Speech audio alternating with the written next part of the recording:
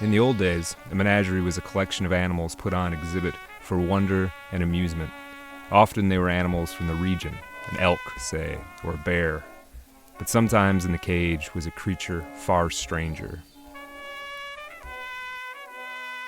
In 1924, Weird Tales published a story by the world-famous magician Harry Houdini, entitled Imprisoned with the Pharaohs.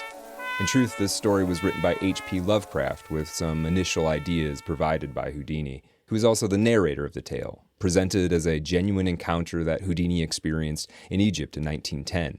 The story has also been called Under the Pyramids and Entombed with the Pharaohs.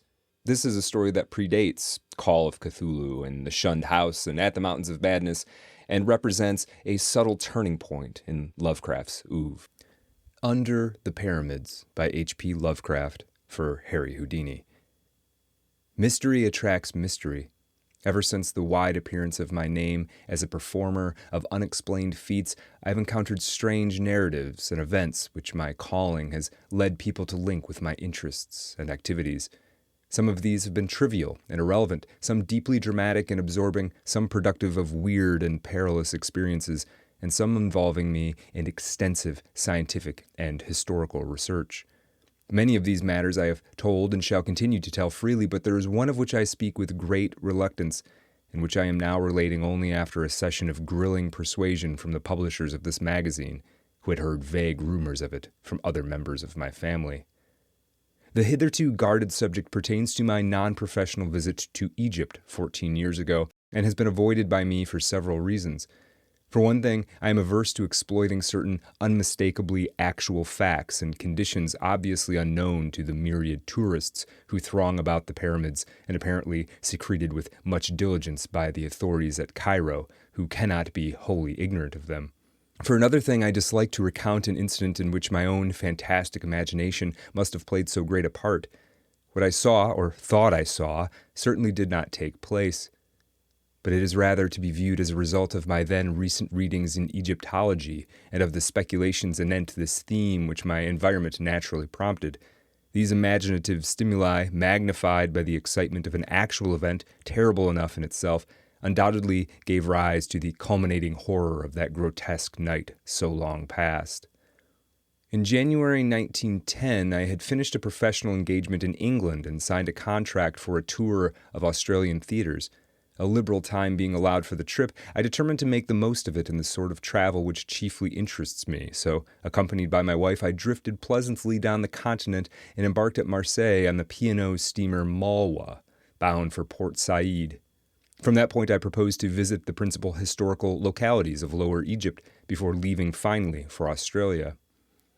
The voyage was an agreeable one, and enlivened by many of the amusing incidents which befall a magical performer apart from his work.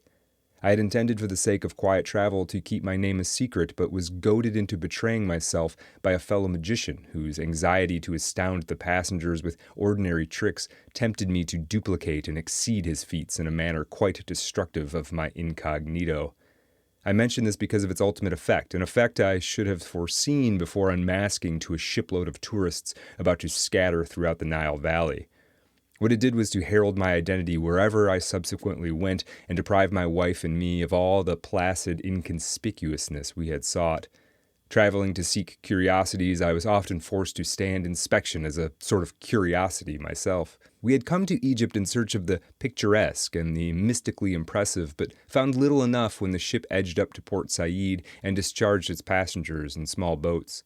Low dunes of sand, bobbing buoys in shallow water, and a drearily European small town with nothing of interest save the great de Lesseps statue made us anxious to get on to something more worth our while. After some discussion, we decided to proceed at once to Cairo and the pyramids, later going to Alexandria for the Australian boat and for whatever Greco-Roman sights that ancient metropolis might present. The railway journey was tolerable enough and consumed only 4 hours and a half. We saw much of the Suez Canal, whose route we followed as far as Ismailia, and later had a taste of old Egypt in our glimpse of the restored freshwater canal of the Middle Empire. Then at last we saw Cairo glimmering through the growing dusk, a twinkling constellation which became ablaze as we halted at the great Gate Central. But once more, disappointment awaited us, for all that we beheld was European, save the costumes and the crowds. A prosaic subway led to a square teeming with carriages, taxicabs, and trolley cars, and gorgeous with electric lights shining on tall buildings, whilst the very theater where I was vainly requested to play, and which I later attended as a spectator, had recently been renamed the American Cosmograph. We stopped at Shepherd's Hotel, reached in a taxi that sped along broad, smartly built-up streets, and amidst the perfect service of its restaurant, elevators, and generally Anglo-American luxuries, the mysteries east and immemorial past seemed very far away. The next day, however, precipitated us delightfully into the heart of the Arabian Nights atmosphere, and in the winding ways and exotic skyline of Cairo, the Baghdad of Harun al-Rashid seemed to live again. Guided by our Baedeker, we had struck east past the Ezbekieh Gardens along the Muski in quest of the native quarter, and were soon in the hands of a clamorous cicerone who, notwithstanding later developments, was assuredly a master at his trade. Not until afterward did I see that I should have applied at the hotel for a licensed guide. This man, a shaven, hollow-voiced, and relatively cleanly fellow who looked like a pharaoh and called himself Abdul Ray el-Drogman, appeared to have much power over others of his kind, though subsequently the police professed not to know him, and to suggest that Ray is merely a name for any person in authority, whilst Drogman is obviously no more than a clumsy modification of the word for a leader of tourist parties, dragoman. Abdul led us among such wonders as we had before only read and dreamed of. Old Cairo is itself a storybook and a dream, labyrinths of narrow alleys redolent of aromatic secrets, arabesque balconies and oriels nearly meeting above the cobbled streets, maelstroms of oriental traffic with strange cries, cracking whips, rattling carts, jingling money, and braying donkeys. Kaleidoscopes of polychrome robes, veils, turbans, and tarbushes, water carriers and dervishes, dogs and cats, soothsayers and barbers, and over all the whining of blind beggars crouched in alcoves, and the sonorous chanting of muezzins from minarets limned delicately against a sky of deep, unchanging blue. The roofed, quieter bazaars were hardly less alluring. Spice, perfume, incense, beads, rugs, silk, and brass. Old Mamun Suleiman squats cross-legged amidst his gummy bottles, while chattering youths pulverize mustard in the hollowed-out capital of an ancient classic column, a Roman Corinthian, perhaps from neighboring Heliopolis, where Augustus stationed one of his 3 Egyptian legions. Antiquity begins to mingle with exoticism, and then the mosques and the museum. We saw them all and tried not to let our Arabian revel succumb to the darker charm of pharaonic Egypt, which the museum's priceless treasures offered. That was to be our climax, and for the present we concentrated on the medieval Saracenic glories of the caliphs, whose magnificent tomb mosques formed a glittering fairy necropolis on the edge of the Arabian desert. At length Abdul took us along the Sharia Muhammad Ali to the ancient mosque of Sultan Hassan, and the tower-flanked Bab el-Azab, beyond which climbs the steep-walled pass to the mighty citadel that Saladin himself built with the stones of forgotten pyramids. It was sunset when we scaled that cliff, circled the modern mosque of Muhammad Ali, and looked down from the dizzying parapet over mystic Cairo. Mystic Cairo, all golden with its carven domes, its ethereal minarets, and its flaming gardens. Far over the city towered the great Roman dome of the new museum, and beyond it, across the cryptic yellow Nile that is the mother of aeons and dynasties, lurked the menacing sands of the Libyan desert, undulate and iridescent and evil with older arcana. The red sun sank low, bringing the relentless chill of Egyptian dusk, and as it stood poised on the world's rim like that ancient god of Heliopolis, Re Harakate, horizon sun, we saw silhouetted against its vermeil holocaust the black outlines of the pyramids of Giza. The Paleogean tombs there were hoary with 1,000 years when Tutankhamun mounted his golden throne in distant Thebes. Then we knew we were done with Saracen Cairo, and that we must taste the deeper mysteries of primal Egypt, the black chem of Re and Amen, Isis and Osiris. The next morning we visited the pyramids, riding out in a Victoria across the great Nile Bridge with its bronze lions, the island of Gizera with its massive lebbak trees, and the smaller English bridge to the western shore. Down the shore road we drove between great rows of lebaks and past the vast zoological gardens to the suburb of Giza, where a new bridge to Cairo proper has since been built. Then, turning inland along the Sharia el Haram, we crossed a region of glassy canals and shabby native villages till before us loomed the objects of our quest, cleaving the mists of dawn and forming inverted replicas in the roadside pools. 40 centuries, as Napoleon had told his campaigners there, indeed looked down upon us. The road now rose abruptly till we finally reached our place of transfer between the trolley station and the Mina House Hotel. Abdul Ray, who capably purchased our pyramid tickets, seemed to have an understanding with the crowding, yelling, and offensive Bedouins who inhabited a squalid mud village some distance away and assailed every traveler, for he kept them very decently at bay and secured an excellent pair of camels for us, himself mounting a donkey and assigning the leadership of our animals to a group of men and boys more expensive than useful. The area to be traversed was so small that camels were hardly needed, but we did not regret adding to our experience this troublesome form of desert navigation. The pyramids stand on a high rock plateau, this group forming next to the northernmost of the series of regal and aristocratic cemeteries built in the neighborhood of the extinct capital Memphis, which lay on the same side of the Nile, somewhat south of Giza, and which flourished between 3400 and 2000 BC. The greatest pyramid, which lies nearest the modern road, was built by King Cheops, or Khufu, about 2800 BC, and stands more than 450 feet in perpendicular height. In a line southwest from this are successively the second pyramid, built a generation later by King Khephren, and though slightly smaller, looking even larger because set on a higher ground, and the radically smaller third pyramid of King Mycerinus, built about 2700 BC. Near the edge of the plateau and due east of the second pyramid, with a face probably altered to form a colossal portrait of Khephren, its royal restorer, stands the monstrous Sphinx, mute, sardonic, and wise beyond mankind and memory. Minor pyramids and the traces of ruined minor pyramids are found in several places, and the whole plateau is pitted with the tombs of dignitaries of less than royal rank. These latter were originally marked by mastabas, or stone bench-like structures about the deep burial shafts, as found in other Memphian cemeteries and exemplified by Perneb's tomb in the Metropolitan Museum of New York. At Giza, however, all such visible things have been swept away by time and pillage, and only the rock-hewn shafts, either sand-filled or cleared out by archaeologists, remain to attest their former existence. Connected with each tomb was a chapel in which priests and relatives offered food and prayer to the hovering Ka, or vital principle of the deceased. The small tombs have their chapels contained in their stone mastabas or superstructures, but the mortuary chapels of the pyramids, where regal pharaohs lay, were separate temples, each to the east of its corresponding pyramid and connected by a causeway to a massive gate chapel or propylon at the edge of the rock plateau. The gate chapel leading to the second pyramid, nearly buried in the drifting sands, yawns subterraneously southeast of the Sphinx.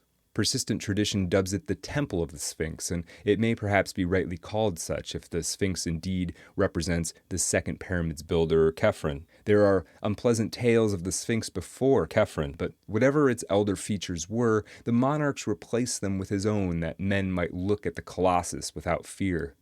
It was in the great Gateway Temple that the life-size diorite statue of Khephren, now in the Cairo Museum, was found, a statue before which I stood in awe when I beheld it. Whether the whole edifice is now excavated, I am not certain, but in 1910 most of it was below ground, with the entrance heavily barred at night. Germans were in charge of the work, and the war or other things may have stopped them. I would give much, in view of my experiences and of certain Bedouin whisperings discredited or unknown in Cairo, to know what has developed in connection with a certain well in a transverse gallery where statues of the pharaoh were found in curious juxtaposition to the statues of baboons. The road, as we traversed it on our camels that morning, curved sharply past the wooden police quarters, post office, drugstore, and shops on the left, and plunged south and east in a complete bend that scaled the rock plateau and brought us face to face with the desert under the lee of the Great Pyramid. Past Cyclopean masonry we rode, rounding the eastern face and looking down ahead into a valley of minor pyramids beyond which the eternal Nile glistened to the east and the eternal desert shimmered to the west. Very close loomed the three major pyramids, the greatest devoid of outer casing and showing its bulk of great stones, but the others retaining here and there the neatly fitted covering which had made them smooth and finished in their day. Presently we descended toward the Sphinx and sat silent beneath the spell of those terrible, unseeing eyes. On the vast stone breasts we faintly discerned the emblem of Re Harakte, for whose image the Sphinx was mistaken in a late dynasty, and though sand covered the tablet between the great paws, we recalled what Thutmosis IV inscribed thereon, and the dream he had when a prince. It was then that the smile of the Sphinx vaguely displeased us, and made us wonder about the legends of subterranean passages beneath the monstrous creature, leading down to depths none might dare hint at, depths connected with mysteries older than the dynastic Egypt we excavate, and having a sinister relation to the persistence of abnormal, animal-headed gods in the ancient Nihilistic pantheon. Then, too, it was I asked myself an idle question whose hideous significance was not to appear for many an hour. Other tourists now began to overtake us, and we moved on to the sand-choked temple of the Sphinx, 50 yards to the southeast, which I have previously mentioned as the great gate of the causeway to the second pyramid's mortuary chapel on the plateau. Most of it was still underground, and although we dismounted and descended through a modern passageway to its alabaster corridor and pillared hall, I felt that Abdul and the local German attendant had not shown us all there was to see. After this, we made the convenient circuit of the pyramid plateau, examining the second pyramid and the peculiar ruins of its mortuary chapel to the east, the third pyramid and its miniature southern satellites and ruined eastern chapel, the rock tombs and the honeycombings of the 4th and 5th dynasty, and the famous Campbell's tomb whose shadowy shaft sinks precipitously for 53 feet to a sinister sarcophagus which one of our camel drivers divested of the cumbering sand after a vertiginous descent by rope. Cries now assailed us from the Great Pyramid, where Bedouins were besieging a party of tourists with offers of guidance to the top or of displays of speed in the performance of solitary trips up and down. 7 minutes is said to be the record for such an ascent and descent, but many lusty sheiks and sons of sheiks assured us they could cut it to 5 if given the requisite impetus of liberal baksheesh. They did not get this impetus, though we did let Abdul take us up, thus obtaining a view of unprecedented magnificence, which included not only remote and glittering Cairo with its crowned citadel and background of gold-violet hills, but all the pyramids of the Memphian district as well, from Abu Rosh on the north to the Dashur on the south. The Saqqara step pyramid, which marks the evolution of the low mastaba into the true pyramid, showed clearly and alluringly in the sandy distance. It is close to this transition monument that the famed tomb of Perneb was found, more than 400 miles north of the Theban rock valleys where Tutankhamun sleeps. Again, I was forced to silence through sheer awe. The prospect of such antiquity and the secrets each hoary monument seemed to hold and brood over filled me with a reverence and sense of immensity nothing else ever gave me. Fatigued by our climb and disgusted with the importunate Bedouins whose actions seemed to defy every rule of taste, we omitted the arduous detail of entering the cramped interior passages of any of the pyramids, though we saw several of the hardiest tourists preparing for the suffocating crawl through Cheops' mightiest memorial. As we dismissed and overpaid our local bodyguard and drove back to Cairo with Abdul Ray under the afternoon sun, we half regretted the omission we had made. Such fascinating things were whispered about lower pyramid passages, not in the guidebooks, passages whose entrances had been hastily blocked up and concealed by certain uncommunicative archaeologists who had found and begun to explore them. Of course, this whispering was largely baseless on the face of it, but it was curious to reflect how persistently visitors were forbidden to enter the pyramids at night, or to visit the lowest burrows and crypt of the Great Pyramid. Perhaps in the latter case it was the psychological effect which was feared, the effect on the visitor of feeling himself huddled down beneath a gigantic world of solid masonry, joined to the life he had known by the merest tube in which he may only crawl, and which any accident or evil design might block. The whole subject seemed so weird and alluring that we resolved to pay the Pyramid Plateau another visit at the earliest possible opportunity. For me, this opportunity came much earlier than I expected. That evening, the members of our party feeling somewhat tired after the strenuous program of the day, I went alone with Abdul Ray for a walk through the picturesque Arab quarter. Though I had seen it by day, I wished to study the alleys and bazaars in the dusk, when rich shadows and mellow gleams of light would add to their glamour and fantastic illusion. The native crowds were thinning, but were still very noisy and numerous when we came upon a knot of reveling Bedouins in the Sukin Nahshin, or Bazaar of the Coppersmiths. Their apparent leader, an insolent youth with heavy features and saucily cocked tarbush, took some notice of us, and evidently recognized with no great friendliness my competent but admittedly supercilious and sneeringly disposed guide. Perhaps I thought he resented that odd reproduction of the Sphinx's half-smile which I had often remarked with amused irritation, or perhaps he did not like the hollow resonance of Abdul's voice. At any rate, the exchange of ancestrally opprobrious language became very brisk, and before long Ali Aziz, as I heard the stranger called when called by no worse name, began to pull violently at Abdul's robe, an action quickly reciprocated, and leading to a spirited scuffle in which both combatants lost their sacredly cherished headgear and would have reached an even direr condition had I not intervened and separated them by main force.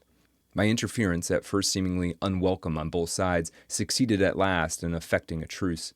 Sullenly, each belligerent composed his wrath and his attire, and with an assumption of dignity as profound as it was sudden, the two formed a curious pact of honor, which I soon learned as a custom of great antiquity in Cairo, a pact for the settlement of their difference by means of a nocturnal fistfight atop the Great Pyramid, long after the departure of the last moonlight sightseer. Each duelist was to assemble a party of seconds, and the affair was to begin at midnight, proceeding by rounds in the most civilized possible fashion. In all this planning there was much which excited my interest. The fight itself promised to be unique and spectacular, while the thought of the scene on that hoary pile overlooking the plateau of Giza under the wan moon of the pallid small hours appealed to every fiber of imagination in me. A request found Abdul exceedingly willing to admit me to his party of seconds, so that all the rest of the early evening I accompanied him to various dens in the most lawless regions of the town, mostly northeast of the Ezbekiyeh, where he gathered one by one a select and formidable band of congenial cutthroats as his pugilistic background. Shortly after 9, our party mounted on donkeys bearing such royal or tourist-reminiscent names as Ramses, or Mark Twain, J.P. Morgan, or Minnehaha, edged through street labyrinths both oriental and occidental, crossed the muddy and mast-forested Nile by the bridge of the bronze lions, and cantered philosophically between the Labaks on the road to Giza. Slightly over 2 hours were consumed by the trip, toward the end of which we passed the last of the returning tourists, saluted the last inbound trolley car, and were alone with the night and the past and the spectral moon. Then we saw the vast pyramids at the end of the avenue, ghoulish with a dim, atavistical menace which I had not seemed to notice in the daytime. Even the smallest of them held a hint of the ghastly, for was it not in this that they had buried Queen Nitocris alive in the 6th dynasty? Subtle Queen Nitocris, who once invited all her enemies to a feast in a temple below the Nile and drowned them by opening the water gates. I recalled that the Arabs whisper things about Nitocris and shun the 3rd pyramid at certain phases of the moon. It must have been over her that Thomas More was brooding when he wrote a thing muttered about by Memphian boatmen. Quote, "The subterranean nymph that dwells, mid sunless gems and glories hid, the lady of the pyramid." End quote. Early as we were, Ali Aziz and his party were ahead of us, for we saw their donkeys outlined against the desert plateau at Kafra el Haram, toward which squalid Arab settlement close to the Sphinx we had diverged instead of following the regular road to the Mina house, where some of the sleepy, inefficient police might have observed and halted us.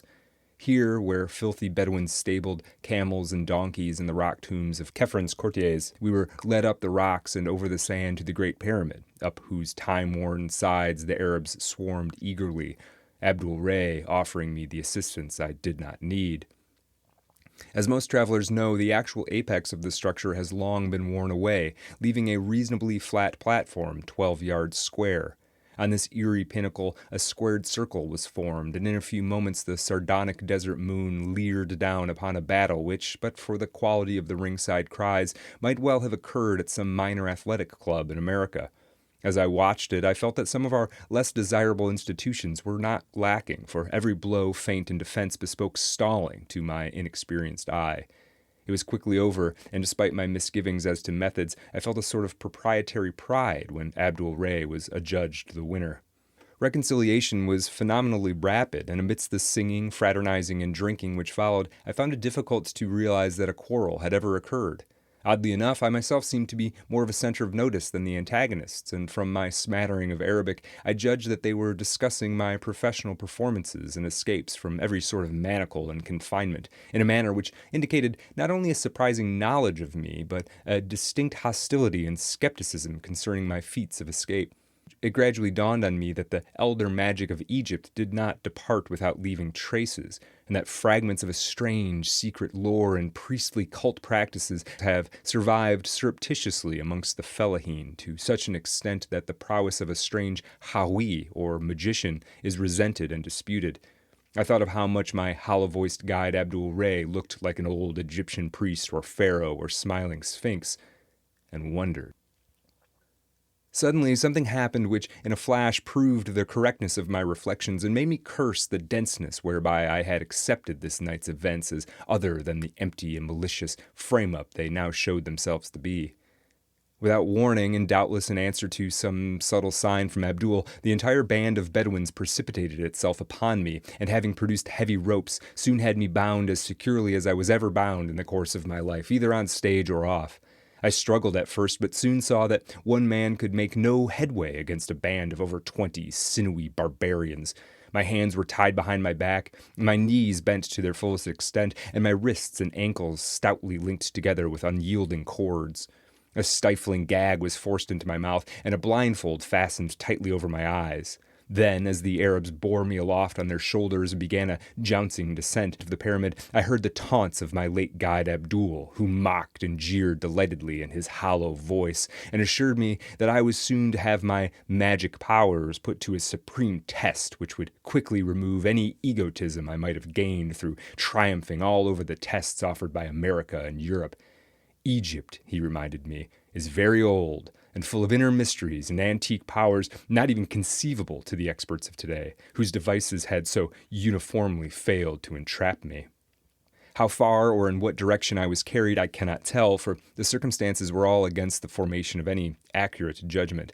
I know, however, that it could not have been a great distance, since my bearers at no point hastened beyond a walk, and yet kept me aloft a surprisingly short time. It is this perplexing brevity which makes me feel almost like shuddering whenever I think of Giza and its plateau, for one is oppressed by hints of the closeness to everyday tourist routes of what existed then and must exist still.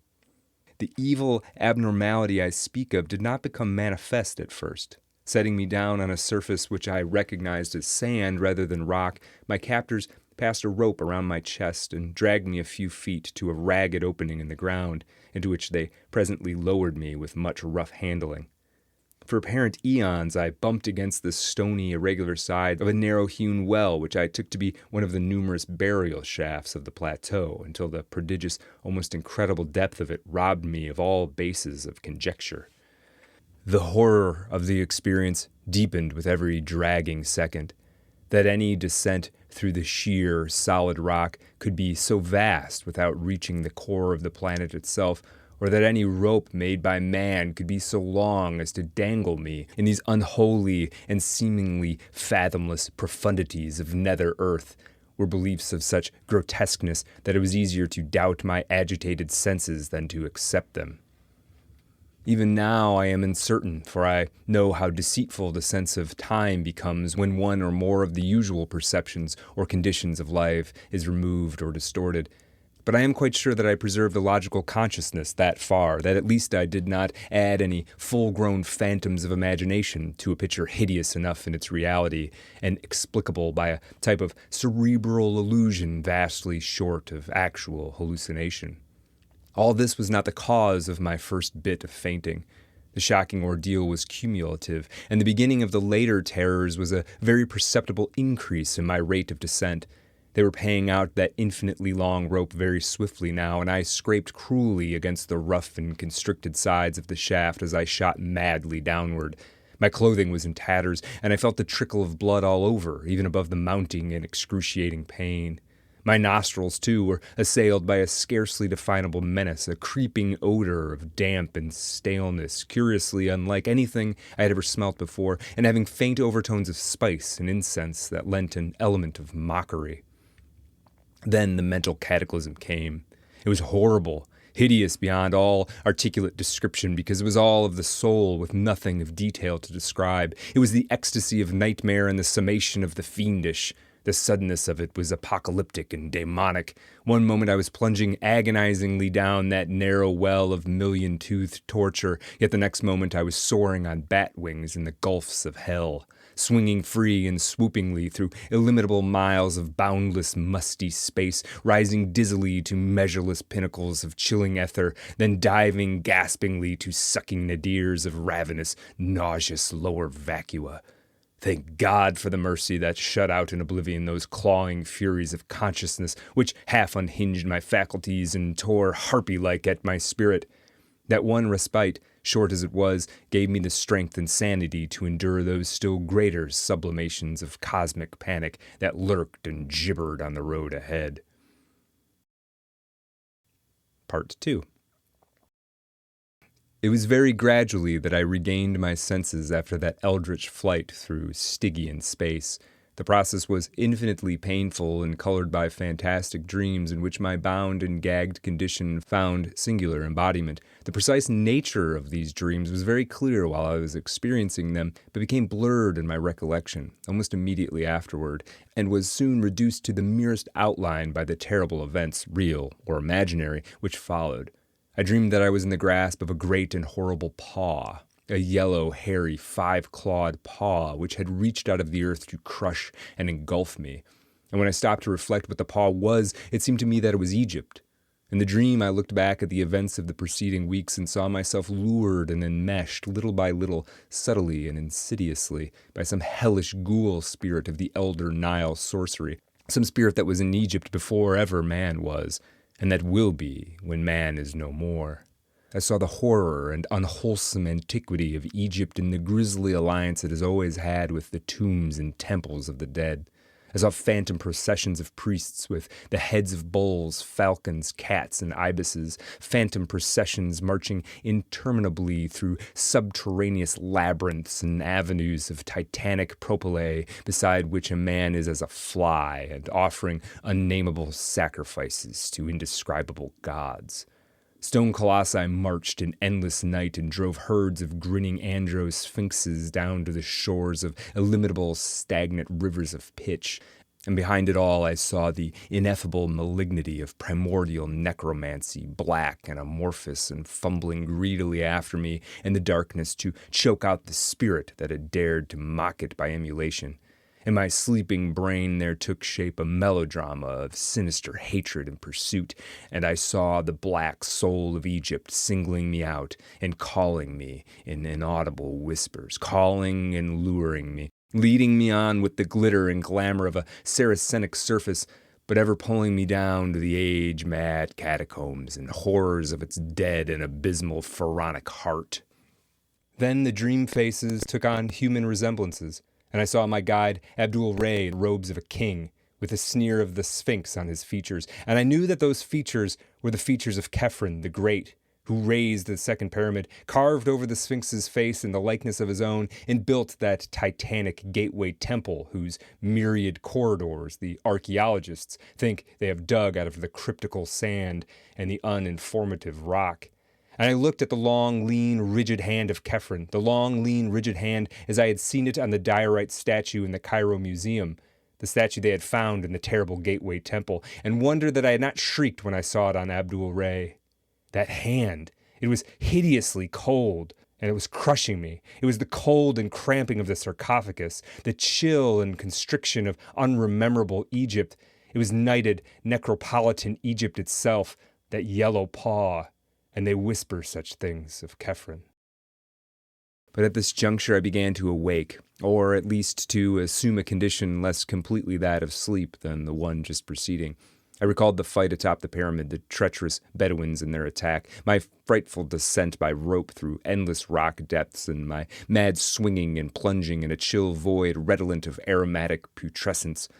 I perceived that I now lay on a damp rock floor, and that my bonds were still biting into me with unloosened force. It was very cold, and I seemed to detect a faint current of noisome air sweeping across me.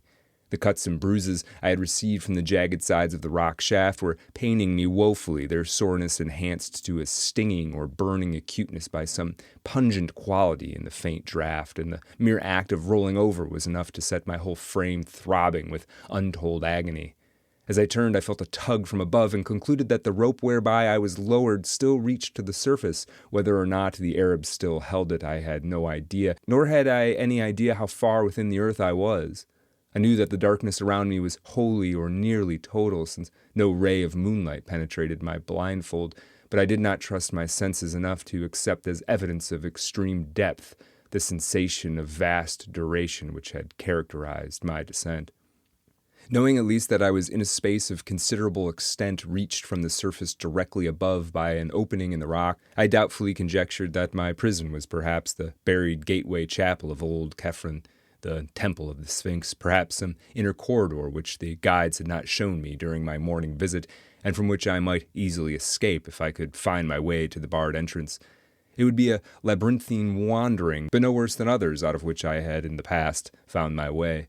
The first step was to get free of my bonds, gag, and blindfold, and this I knew would be no great task, since subtler experts than these Arabs had tried every known species of fetter upon me during my long and varied career as an exponent of escape. It had never succeeded in defeating my methods. Then it occurred to me that the Arabs might be ready to meet and attack me at the entrance upon any evidence of my probable escape from the binding cords, as would be furnished by any decided agitation of the rope which they probably held. This, of course, was taking for granted that my place of confinement was indeed Khepren's temple of the Sphinx. The direct opening in the roof, wherever it might lurk, could not be beyond easy reach of the ordinary modern entrance near the Sphinx. If in truth it were any great distance at all on the surface, since the total area known to visitors is not at all enormous. I had not noticed any such opening during my daytime pilgrimage, but knew that these things are easily overlooked amidst the drifting sands. Thinking these matters over as I lay bent and bound on the rock floor, I nearly forgot the horrors of the abysmal descent and cavernous swinging which had so lately reduced me to a coma. My present thought was only to outwit the Arabs, and I accordingly determined to work myself free as quickly as possible, avoiding any tug on the descending line which might betray an effective or even problematical attempt at freedom. This, however, was more easily determined than effected.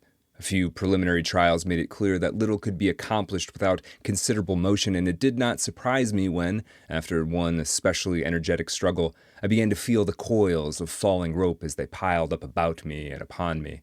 Obviously, I thought, the Bedouins had felt my movements and released their end of the rope, hastening, no doubt, to the temple's true entrance to lie murderously in wait for me. The prospect was not pleasing, but I had faced worse in my time without flinching and would not flinch now.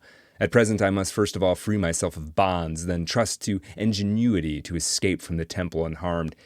It is curious how implicitly I had come to believe myself in the old temple of Khephren beside the Sphinx, only a short distance below the ground.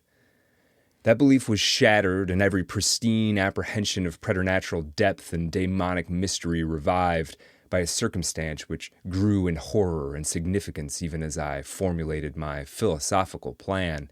I've said that the falling rope was piling up about and upon me. Now I saw that it was continuing to pile, as no rope of normal length could possibly do. It gained in momentum and became an avalanche of hemp, accumulating mountainously on the floor and half burying me beneath its swiftly multiplying coils.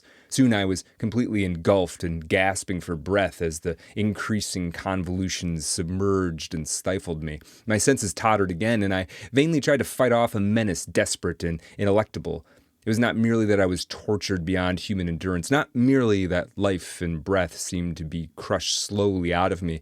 It was the knowledge of what those unnatural lengths of rope implied, and the consciousness of what unknown and incalculable gulfs of inner earth must, at this moment, be surrounding me. My endless descent and swinging flight through goblin space then must have been real, and even now I must be lying helplessly in some nameless cavern world toward the core of the planet.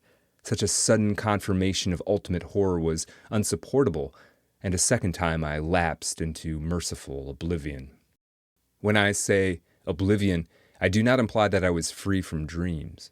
On the contrary, my absence from the conscious world was marked by visions of the most unutterable hideousness. God, if only I had not read so much Egyptology before coming to this land, which is the fountain of all darkness and terror. This second spell of fainting filled my sleeping mind anew with shivering realization of the country and its archaic secrets. And through some damnable chance, my dreams turned to the ancient notions of the dead and their sojournings in soul and body, beyond those mysterious tombs which were more houses than graves. I recalled in dream shapes, which it is well that I do not remember, the peculiar and elaborate construction of Egyptian sepulchres, and the exceedingly singular and terrific doctrines which determined this construction. All these people thought of was death and the dead. They conceived of a literal resurrection of the body which made them mummify it with desperate care, and preserve all the vital organs in canopic jars near the corpse, whilst besides the body they believed in two other elements, the soul, which, after its weighing and approval by Osiris, dwelt in the land of the blessed, and the obscure and portentous Ka, or life principle, which wandered about the upper and lower worlds in a horrible way, demanding occasional access to the preserved body, consuming the food offerings brought by priests and pious relatives to the mortuary chapel, and sometimes, as men whispered, taking its body or the wooden double always buried beside it, and stalking noxiously abroad on errands peculiar and repellent. For thousands of years those bodies rested gorgeously encased and staring glassily upward when not visited by the Ka, awaiting the day when Osiris should restore both Ka and soul and lead forth the stiff legions of the dead from the sunken houses of sleep. It was to have been a glorious rebirth, but not all souls were approved, nor were all tombs inviolate, so that certain grotesque mistakes and fiendish abnormalities were to be looked for. Even today, the Arabs murmur of unsanctified convocations and unwholesome worship in forgotten nether abysses, which only winged invisible Kas and soulless mummies may visit and return unscathed. Perhaps the most leeringly blood-congealing legends are those which relate to certain perverse products of decadent priestcraft.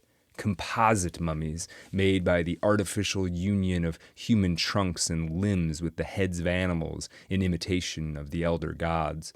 At all stages of history, the sacred animals were mummified so that consecrated bulls, cats, ibises, crocodiles, and the like might return some day to greater glory. But only in the decadence did they mix the human and animal in the same mummy. Only in the decadence, when they did not understand the rights and prerogatives of the Ka and the soul. What happened to those composite mummies is not told of, at least publicly, and it is certain that no Egyptologist ever found one. The whispers of Arabs are very wild and cannot be relied upon. They even hint that old Khephren, he of the Sphinx, the second pyramid, and the yawning gateway temple, lives far underground, wedded to the ghoul queen Nitocris, and ruling over the mummies that are neither of man nor of beast. It was of these, of Khephren and his consort and his strange armies of the hybrid dead, that I dreamed, and that is why I am glad the exact dream shapes have faded from my memory. My most horrible vision was connected with an idle question I had asked myself the day before when looking at the great carven riddle of the desert, and wondering with what unknown depth the temple so close to it might be secretly connected. That question, so innocent and whimsical then, assumed in my dream a meaning of frenetic and hysterical madness. What huge and loathsome abnormality was the Sphinx originally carved to represent? My second awakening, if awakening it was, is a memory of stark hideousness which nothing else in my life, save one thing which came after, can parallel, and that life has been full and adventurous beyond most men's. Remember that I had lost consciousness whilst buried beneath a cascade of falling rope whose immensity revealed the cataclysmic depth of my present position. Now, as perception returned, I felt the entire weight gone and realized upon rolling over that, although I was still tied, gagged, and blindfolded, some agency had removed completely the suffocating hempen landslide which had overwhelmed me. The significance of this condition, of course, came to me only gradually, but even so, I think it would have brought unconsciousness again, had I not by this time reached such a state of emotional exhaustion that no new horror could make much difference. I was alone. With what? Before I could torture myself with any new reflections or make any fresh effort to escape from my bonds, an additional circumstance became manifest. Pains not formerly felt were racking my arms and legs, and I seemed coated with a profusion of dried blood beyond anything my former cuts and abrasions could furnish. My chest, too, seemed pierced by 100 wounds, as though some malign titanic ibis had been pecking away at it. Assuredly, the agency which had removed the rope was a hostile one and had begun to wreak terrible injuries upon me when somehow impelled to desist. Yet, at the time, my sensations were distinctly the reverse of what one might expect. Instead of sinking into a bottomless pit of despair, I was stirred to a new courage and action, for now I felt that the evil forces were physical things which a fearless man might encounter on an even basis. On the strength of this thought, I tugged again at my bonds and used all the art of a lifetime to free myself, as I had so often done amidst the glare of lights and the applause of vast crowds. The familiar details of my escaping process commenced to engross me, and now that the long rope was gone, I had regained my belief that the supreme horrors were hallucinations after all, and that there had never been any terrible shaft, measureless abyss, or interminable rope. Was I, after all, in the gateway temple of Khephren, beside the Sphinx, and had the sneaking Arabs stolen in to torture me as I lay helpless there? At any rate, I must be free. Let me stand up, unbound, ungagged, and with eyes open to catch any glimmer of light which might come trickling from any source, and I could actually delight in the combat against evil and treacherous foes. How long I took in shaking off my encumbrances I cannot tell. It must have been longer than in my exhibition performances, because I was wounded, exhausted, and enervated by the experiences I had passed through. When I was finally free and taking deep breaths of a chill, damp, evilly spiced air, all the more horrible when encountered without the screen of gag and blindfold edges, I found that I was too cramped and fatigued to move at once. There I lay, trying to stretch a frame bent and mangled for an indefinite period, and straining my eyes to catch a glimpse of some ray of light which would give a hint as to my position. By degrees my strength and flexibility returned, but my eyes beheld nothing.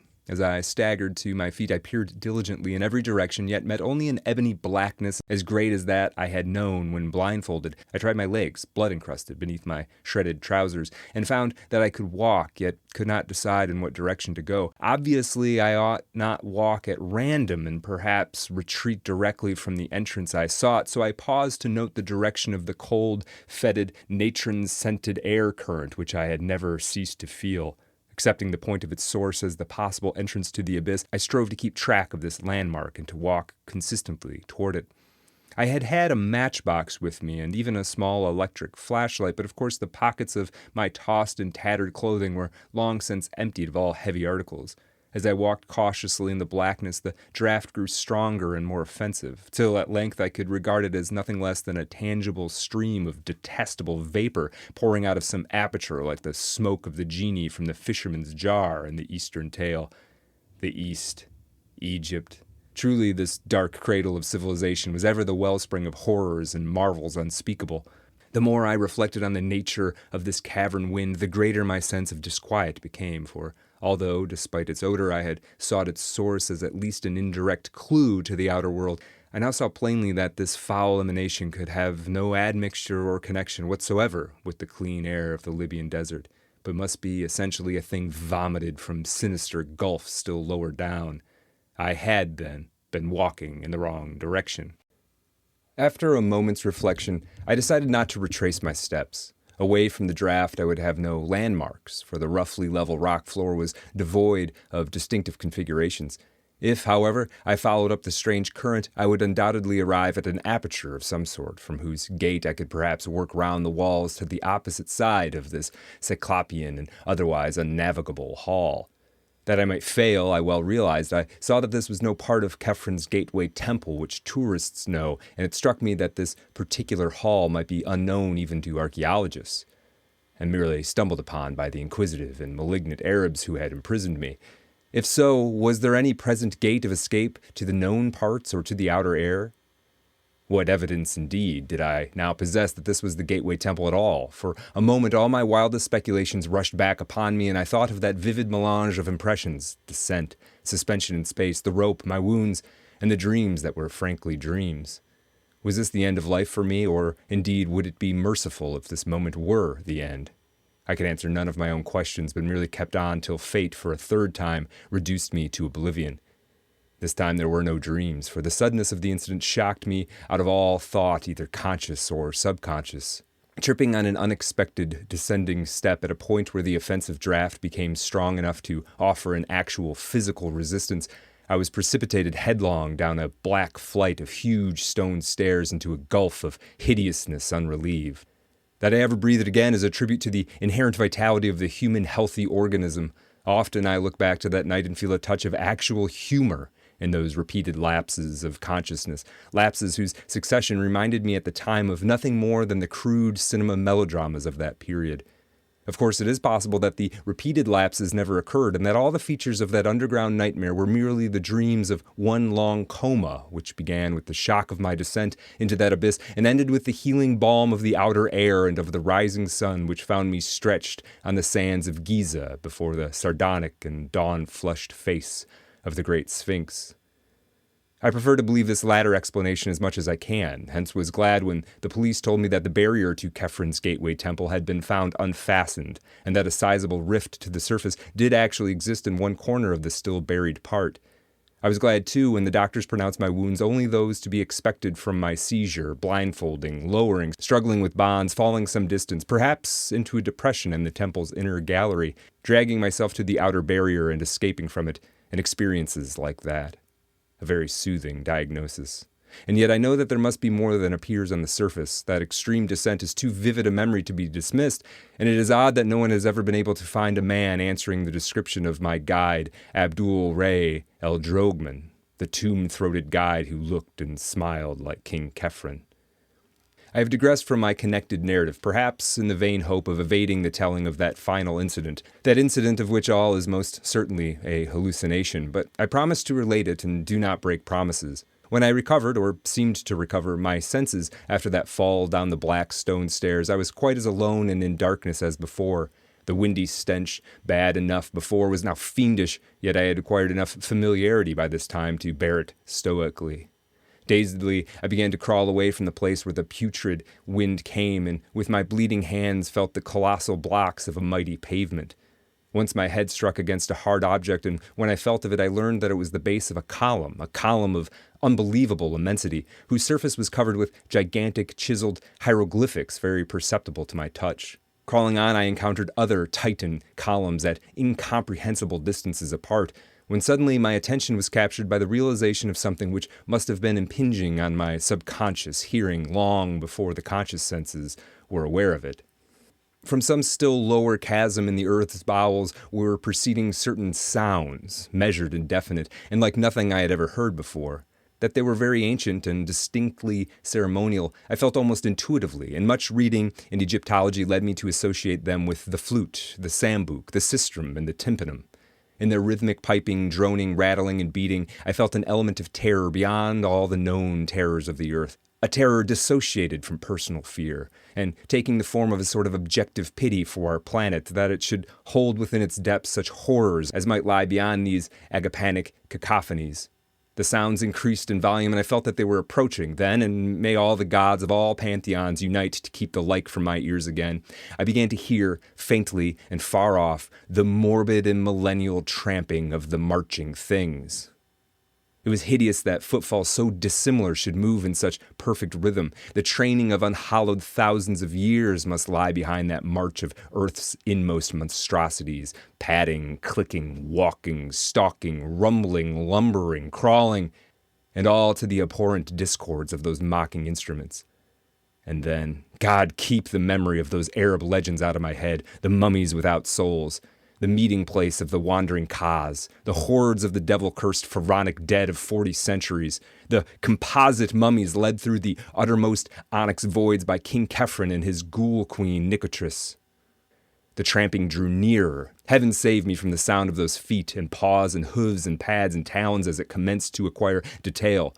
Down limitless reaches of sunless pavement, a spark of light flickered in the malodorous wind, and I drew behind the enormous circumference of a cyclopic column that I might escape for a while the horror that was stalking million-footed toward me. Through gigantic hyposteles of inhuman dread and phobic antiquity, The flickers increased, and the tramping and dissonant rhythm grew sickeningly loud. In the quivering orange light there stood faintly forth a scene of such stony awe that I gasped from sheer wonder that conquered even fear and repulsion. Bases of columns whose middles were higher than human sight, mere bases of things that must each dwarf the Eiffel Tower to insignificance, hieroglyphics carved by unthinkable hands in caverns where daylight can be only a remote legend. I would not look at the marching things, that I desperately resolved as I heard their creaking joints and nitrous wheezing above the dead music and the dead tramping. It was merciful that they did not speak, but God, their crazy torches began to cast shadows on the surface of those stupendous columns. Heaven take it away. Hippopotami should not have human hands and carry torches. Men should not have the heads of crocodiles. I tried to turn away, but the shadows and the sounds and the stench were everywhere. Then I remembered something I used to do in half-conscious nightmares as a boy and began to repeat myself. This is a dream! This is a dream! But it was of no use, and I could only shut my eyes and pray. At least that is what I think I did, for one is never sure in visions, and I know this can have been nothing more. I wondered whether I should ever reach the world again, and at times would furtively open my eyes to see if I could discern any feature of the place other than the wind of spiced putrefaction, the topless columns, and the thaumatropically grotesque shadows of abnormal horror. The sputtering glare of multiplying torches now shone, and unless this hellish place were wholly without walls, I could not fail to see some boundary or fixed landmark soon. But I had to shut my eyes again when I realized how many of the things were assembling, and when I glimpsed a certain object walking solemnly and steadily without any body above the waist. A fiendish and ululent corpse gurgle or death rattle now split the very atmosphere. The charnel atmosphere poisonous with naphtha and bitumen blasts, in one concentrated chorus from the ghoulish legion of hybrid blasphemies. My eyes, perversely shaken open, gazed for an instant upon a sight which no human creature could even imagine without panic, fear, and physical exhaustion. The things had filed ceremonially in one direction, the direction of the noisome wind, where the light of their torches showed their bended heads, or bended heads of such as had heads. They were worshipping before a great black fader-belching aperture, which reached up almost out of sight and which I could see was flanked at right angles by two giant staircases whose ends were far away in shadow. One of these was undoubtedly the staircase I had fallen down. The dimensions of the whole were fully in proportion with those of the columns. An ordinary house would have been lost in it, and any average public building could easily have been moved in and out. It was so vast a surface that only by moving the eye could one trace its boundaries, so vast, so hideously black, and so aromatically stinking. Directly in front of this yawning polyphemus door, the things were throwing objects, evidently sacrifices or religious offerings, to judge by their gestures. Khephren was their leader, sneering King Khephren, or the guide Abdul Ray, crowned with gold and intoning endless formula with the hollow voice of the dead. By his side knelt beautiful Queen Nitocris, whom I saw in profile for a moment, noting that the right half of her face was eaten away by rats or other ghouls. And I shut my eyes again when I saw what objects were being thrown as offerings to the aperture or its possible local deity. It occurred to me that, judging from the elaborateness of this worship, the concealed deity must be one of considerable importance. Was it Osiris or Isis, Horus or Anubis, or some vast unknown god of the dead still more central and supreme? There is a legend that terrible altars and colossi were reared to an unknown one before ever the known gods were worshipped. And now, as I steeled myself to watch the rapt and sepulchral adorations of those nameless things, a thought of escape flashed upon me. The hall was dim and the columns heavy with shadow. With every creature of that nightmare throng absorbed in shocking raptures, it might be barely possible for me to creep past to the faraway end of one of the staircases and ascend unseen, trusting to fate and skill to deliver me from the upper reaches. Where I was, I neither knew nor seriously reflected upon, and for a moment it struck me as amusing to plan a serious escape from that which I knew to be a dream. Was I in some hidden and unsuspected lower realm of Khephen's gateway temple, that temple which generations had persistently called the Temple of the Sphinx? I could not conjecture, but I resolved to ascend to life and consciousness if wit and muscle could carry me. Wriggling flat on my stomach, I began the anxious journey toward the foot of the left-hand staircase. which seemed the more accessible of the two. I cannot describe the incidents and sensations of that crawl, but they may be guessed when one reflects on what I had to watch steadily in that malign, wind-blown torchlight in order to avoid detection. The bottom of the staircase was, as I have said, far away in shadow, as it had to be to rise without a bend to the dizzy parapeted landing above the titanic aperture. This placed the last stages of my crawl at some distance from the noisome herd, though the spectacle chilled me even when quite remote at my right.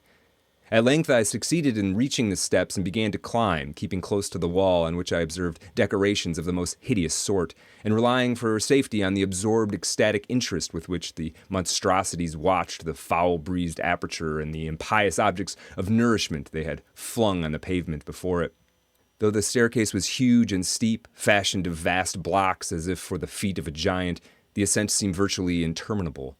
Dread of discovery and the pain which renewed exercise had brought to my wounds combined to make that upward crawl a thing of agonizing memory. I had intended, on reaching the landing, to climb immediately onward along whatever upper staircase might mount from there, stopping for no last look at the carrion abominations that pawed and genuflected some 70 or 80 feet below, yet a sudden repetition of that thunderous corpse gurgle and death rattle chorus, coming as I had nearly gained the top of the flight and showing by its ceremonial rhythm that it was not an alarm of my discovery, caused me to pause and peer cautiously over the parapet. The monstrosities were hailing something which had poked itself out of the nauseous aperture to seize the hellish fare proffered. It was something quite ponderous, even as seen from my height, something yellowish and hairy and endowed with a sort of nervous motion. It was as large, perhaps, as a good-sized hippopotamus, but very curiously shaped. It seemed to have no neck, but 5 separate shaggy heads springing in a row from a roughly cylindrical trunk. The first very small, the second good-sized, the third and fourth equal and largest of all, and the fifth rather small, though not so small as the first. Out of these heads darted curious rigid tentacles which seized ravenously on the excessively great quantities of unmentionable food placed before the aperture. Once in a while the thing would leap up, and occasionally it would retreat into its den in a very odd manner. Its locomotion was so inexplicable that I stared in fascination, wishing it would emerge further from the cavernous lair beneath me. Then it did emerge. It did emerge, and at the sight I turned and fled into the darkness up the higher staircase that rose behind me, fled unknowingly up incredible steps and ladders and inclined planes to which no human sight or logic guided me, and which I must ever relegate to the world of dreams for want of any confirmation. It must have been dream, or the dawn would never have found me breathing on the sands of Giza before the sardonic, dawn-flushed face of the Great Sphinx. The Great Sphinx! God!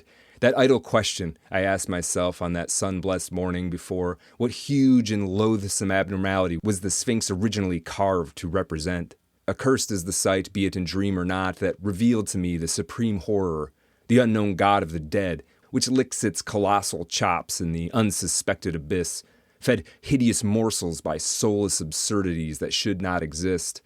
The 5-headed monster that emerged, that 5-headed monster as large as a hippopotamus, the 5-headed monster, and that of which it is the merest forepaw. But I survived, and I know it was only a dream.